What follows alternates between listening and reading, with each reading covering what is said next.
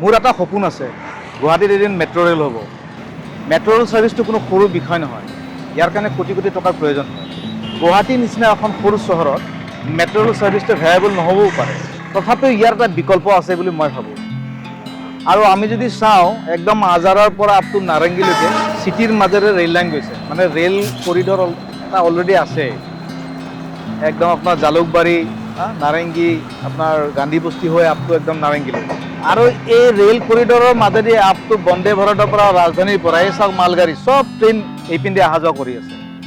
কিন্তু মোৰ চিন্তাধাৰাটো হ'ল যে এই যিটো কৰিডৰ এইটো আপোনাৰ মেট্ৰ' ৰেল যদি কৰিবও নোৱাৰোঁ, কিন্তু মুম্বাইৰ লেখীয়াকৈ যদি আমি ধৰক লোকেল ট্ৰেইনবিলাক যেনেকৈ চলে তেনেকৈ যদি আমি ছিষ্টেম বনাব পাৰোঁ, তেতিয়া বহুতখিনি প্ৰব্লেম ছল্ভ হ'ব যেন মোৰ অনুভৱ হয়।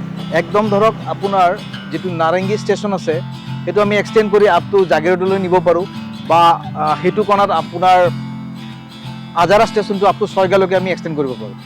মই ভাবোঁ নতুন লাইন বনোৱাৰ কোনো প্ৰয়োজন নাই, অলৰেডি এক্সিষ্টিং লাইন আছেই চাওক। আৰু ঠায়ে ঠায়ে আমি বিভিন্ন প্লেটফৰ্ম বনাব পাৰোঁ বিভিন্ন ষ্টপেজৰ কাৰণে, যেনেকৈ ধৰক শান্তিপুৰ, মালিগাঁও, জালুকবাৰী আপ টু একদম নাৰেংগী বা জাগিৰোডত যদি আমি বিভিন্ন জেগাত আমি প্লেটফৰ্ম বনাব পাৰোঁ। মুম্বাই নিচিনাকৈ আমিও লোকেল ট্ৰেইনৰ ব্যৱস্থা কৰিব পাৰোঁ, য'ত ধুনীয়াকৈ নাৰেংগীৰ পৰা আপ টু মালিগাঁৱলৈকে এনেকৈ ধৰণৰ ট্ৰেইন যাব।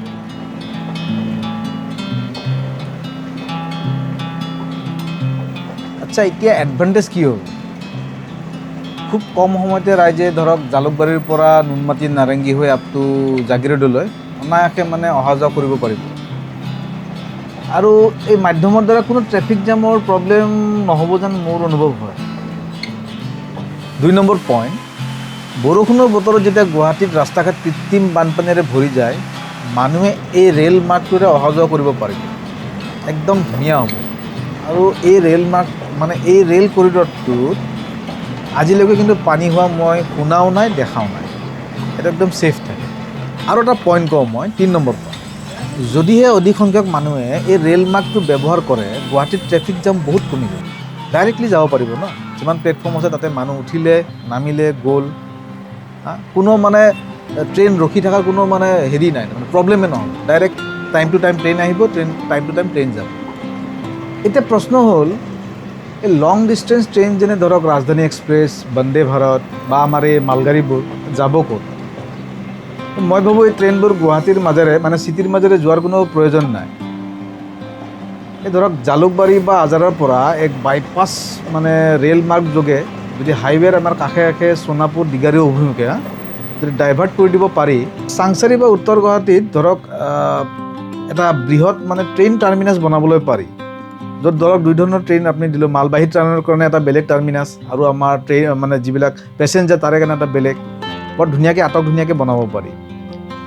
লং ডিষ্টেঞ্চ ট্ৰেইনবোৰ তাতে আহি ধুনীয়াকৈ ৰখিব, আৰু এই ধৰক টাৰ্মিনাছৰ লগত যদি আমি লোকেল ট্ৰেইনৰ নেটৱৰ্কটো আমি লিংক লগাই দিওঁ, বৰ ধুনীয়াকৈ চিটিৰ বিভিন্ন ঠাইলৈ যাব পাৰি।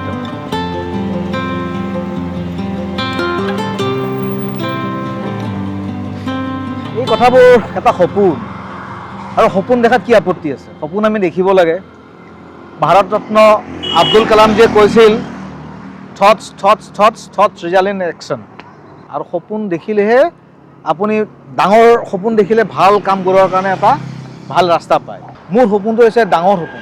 মই গুৱাহাটীখন নিউয়ৰ্ক চিটি বা ডুবাইৰ দৰে মানে মই তাত থাকিব মই বিচাৰোঁ। মোকতো বনাব পৰা মোৰ কেপাচিটি নাই ন, যিটো বৰ্তমান ষ্টেজত আছোঁ।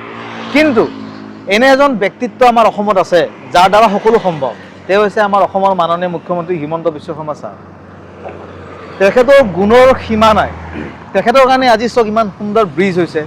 এইখন ব্ৰিজ বেলেগ কোনোবাই পাৰিলেও নোৱাৰিলেও তেখেতে কৰিব পাৰিছে, আৰু তেখেতক আমি সকলোৱে থেংক ইউ দিব লাগে অসমবাসীয়ে। অকল এইখন ব্ৰিজ বুলিও নহয়, প্ৰত্যেকখন ডিষ্ট্ৰিক্টত এখনকৈ মেডিকেল কলেজ হ'ল, আৰু এতিয়া এনেকুৱা হৈ আছে প্ৰত্যেকটা সমষ্টিত মানে হস্পিটেলৰ সুবিধা হ'ব, মানে আগত যিমান আছিল তাতকৈ বেছি ভাল হ'ব।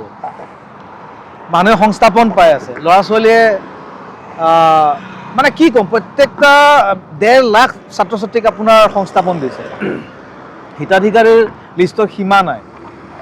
তো তেওঁৰ দৰে এজন ব্যক্তিত্বই এই যিটো মোৰ মেট্ৰ' ৰেলৰ সপোন ন, সেইটো তেওঁ কৰিব পাৰিব। মই ভাবোঁ আৰু তেওঁ যদি নকৰে তেতিয়াহ'লে এনাদাৰ 200-300 ইয়াৰ্ছলৈকে এই মেট্ৰ' ৰেলৰ সপোন সম্ভৱ নহ'ব। তাৰমানে এনেকৈ থাকি যাব লাগিব।